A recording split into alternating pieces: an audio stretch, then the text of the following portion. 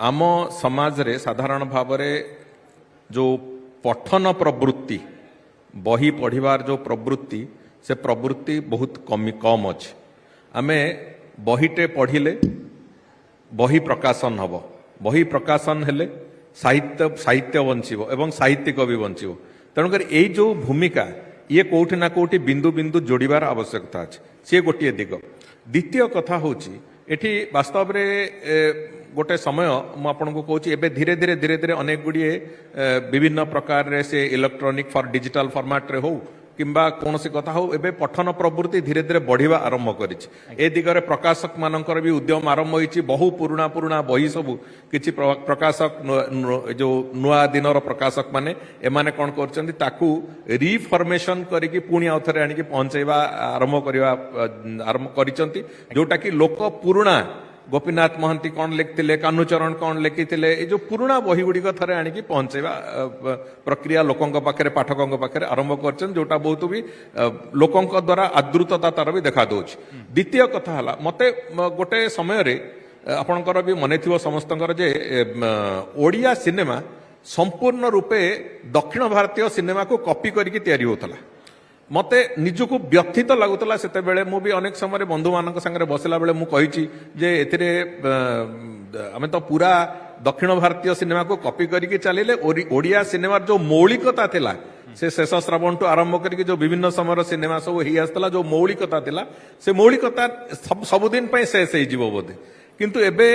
निश्चित भाव में महाप्रभु श्री जगन्नाथ करुणारू दयारू आज ओडिया सिनेमा पुणी तार ओरिजिनाल सेप को फेरवा आरंभ करी अनेक गुड़िए चलचित्र ये भितर आसवा आरंभ करी जो थे कि ओडिया मौलिकता से अच्छी ना से दक्षिण भारतीय नाच ना दक्षिण भारतीय फाइट ना दक्षिण भारतीय थीम को लेकिन कॉपी करिकी आउ सिनेमा करिवार जो अभ्यास से अभ्यास रु प्रयोजक माने ओहरिचंती एवं नुआ सिनेमा जहाँ आसुची से धीरे धीरे धीरे धीरे ओडिया मौलिकता आसवा आरंभ होई मु गोटे छोटिया उदाहरण आउ गोटे कहबी एठी आज ओडिया पोशाक पिंधिबार दिन आमे जेतेबेले गत वर्ष जो ओडिया पक्ष पालन कलु 1 ରୁ 14 ओडिया नववर्ष पर्यंत पालन कलु सेतेबेले समस्ते हुए तो बुझी पार नथले आज समय आसीची ओडिया पोशाक पिंधिबार दिन आज आमे भारतीय पोशाक ओडिया पोशाक ए जो पोशाक पिंधिबार प्रक्रिया रे आज एठी भी बहुत बंधु बसचंती जो माने कि ताकू पालन करुचंती एटी बंधु शुभ्रांशु एटी अछंती सी आज संपूर्ण रूपे धोती कुर्ता रे अछंती मो कहया कथा ये निश्चित भाव में आम समस्तक पई अस्मिता आम पाखु आमे अस्मितार जो डाकरा अस्मितार जो मान्यता ताकू आमे धीरे धीरे धीरे धीरे युव समाज हो कि साधारण भाव में समस्त ओडिया लोक माने से दिगरे निजर मुह बुलेकी से रास्ता रे चलिबा आरंभ करिया आरंभ जो प्रक्रिया करुचंती से प्रक्रिया आम पाई निश्चित भाव में गोटे अचीवमेंट एवं आगु को से कथा को नहीं चलिबा सरकार को तरफ जो कथा करवा कथा अछि गोटे जेमिति आपणकर जो ओडिया रे सरकारी नथी को ए बाबद रे दीर्घ समय धरिकी दीर्घ दिन धरिकी सरकारଙ୍କର प्रावधान अछि ताकू आमे आहुरी धीरे धीरे धीरे धीरे ताकू आउ टिके स्ट्रिंजेंट करिया कठोर करबा को चेष्टा आरंभ करछु जा फल रे कि धीरे धीरे समस्त नथी जेमिति एथिरे ओडिया रे सब समस्त नथी दस्तखत हबो समस्त नथी पढ़ा जिवो एकता हबा पई प्रक्रिया आरंभ होईछि अच्छा धीरे धीरे जो जुडिशियल क्षेत्र रे जो नथी पत्र गुड़िक लोयर जुडिशियल क्षेत्र रे अंततः ताकू केमिति ओडिया रे करा जिवो से पई भी गोटे विशेष चिंता ता पई आरंभ करा हेछि एवं आ परे ओडिसा र हमर आउ गोटे प्रक्रिया होछि देखंतु ओडिसा र वास्तव इतिहास ए पर्यंत खंड विखंडित होगी अच्छी अच्छा ओडिशार लंबा समय इतिहास महाभारत जुगठू आरंभ करिकी आज पर्यंत विभिन्न समय इतिहास जो विद्रोहर इतिहास पाइक विद्रोहर इतिहास ओडिशा कहीं विभाजित करते ब्रिटिश माने तार इतिहास एवं ओडिशा जो पुनर्गठन है भाषा भित्तिक प्रदेश भाव में तार इतिहास ये समस्त इतिहास को आमे थरे कोठी ना कोठी आमर पिला मानक भितरे तार प्रवेश करबा आवश्यकता अछि पिला माने जानिबा दरकार अछि ए खंड विखंडित इतिहास आजित समय रे भी ये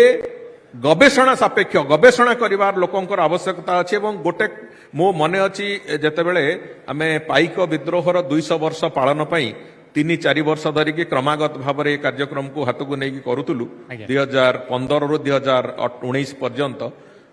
से समय रे ଯେତେବେଳେ ଓଡ଼ିଶାର ଇତିହାସକୁ ପୁରା ପର୍ଯ୍ୟାଲୋଚନା କରିକି ବିଭିନ୍ନ ଐତିହାସିକଙ୍କର ବହିକୁ ତାକୁ ରେଫର କରିବା ଏସବୁ କଥା କଲା ବେଳକୁ ସେତେବେଳେ ଆମକୁ ଲାଗିଲା ଯେ ଓଡ଼ିଶାର ଯୋଉ ସମ୍ପୂର୍ଣ୍ଣ କଳେବର ଇତିହାସର ସମ୍ପୂର୍ଣ୍ଣ କଳେବର ଗୋଟାଏ ବହିରେ ଗୋଟିଏ ସ୍ଥାନରେ ସେ ମିଳିବା ବହୁତ କଷ୍ଟକର ଥିଲା। ତେଣୁକରି ତାକୁ ଥରେ ଆମେ ଆଗକୁ ନବା ଏବଂ ଓଡ଼ିଆ ଅସ୍ମିତା ଭବନରେ ଓଡ଼ିଶାର ମୋର ଯୋଉ ଢାଞ୍ଚା କହୁଛି ଆପଣ ବିଭିନ୍ନ ଜାଗାରେ ବିହାରର ମ୍ୟୁଜିୟମରେ ସମ୍ପୂର୍ଣ୍ଣ ରୂପେ ବିହାରର ପୁରା ଇତିହାସ ବିହାରର ଗୋଟିଏ ସମ୍ପୂର୍ଣ୍ଣତା ହେଉଛି ଯେ ସେଥିରେ ସେମାନେ ସ୍ୱାଧୀନତା ସଂଗ୍ରାମରେ ତାଙ୍କର କ'ଣ ସ୍ଥିତି ଥିଲା, ମହାତ୍ମା ଗାନ୍ଧୀ କେତେଥର ଯାଇଛନ୍ତି, ଚମ୍ପାରଣ ଆନ୍ଦୋଳନ ଇତ୍ୟାଦି କ'ଣ ହେଇଛି ଏବଂ ବୁଦ୍ଧଙ୍କର ସେଠି କୋଉ ଜାଗାରେ ବୁଦ୍ଧ ପର୍ଯ୍ୟବେସିତ ହେଇଥିଲେ ଏ ସମସ୍ତ କଥାକୁ ଏକାଠି କରିକି ବିହାର ମ୍ୟୁଜିୟମରେ ସେମାନେ ତାକୁ ପ୍ରଦର୍ଶିତ କରାଇଛନ୍ତି। ଏଇଭଳି ଓଡ଼ିଶାର ସମ୍ପୂର୍ଣ୍ଣ ଇତିହାସକୁ ଗୋଟିଏ ଘର ଭିତରେ ଗୋଟିଏ ଛାତ ତଳେ ତାକୁ ଥରେ ପ୍ରଦର୍ଶିତ କରାଇବା ଆବଶ୍ୟକତା ଅଛି, ଯୋଉଟାକି ସବୁଦିନ ପାଇଁ ଆମ ପରବର୍ତ୍ତୀ ପିଢ଼ିକୁ ଗୋଟେ ଦିଗ୍ଦର୍ଶନ ଦବ, ମାର୍ଗଦର୍ଶନ ଦବ ଅସ୍ମିତାକୁ ବଞ୍ଚେଇବା ପାଇଁ। ସେଇ ଲକ୍ଷ୍ୟରେ ସରକାର କାମ ଆରମ୍ଭ କରିଛନ୍ତି। ମୁଁ ଭାବୁଛି ଆମେ ସେଥିରେ ସଫଳ ବି ହବୁ। ଅନ୍ତତଃ ଶହ ବର୍ଷ ପାଇଁ ଓଡ଼ିଶା ପ୍ରଦେଶ ବାବଦରେ ଓଡ଼ିଆ ଅସ୍ମିତା ବାବଦରେ ଲୋକଙ୍କୁ ଜାଣିବାକୁ ସେଟା ସୁଯୋଗ ମିଳିବ।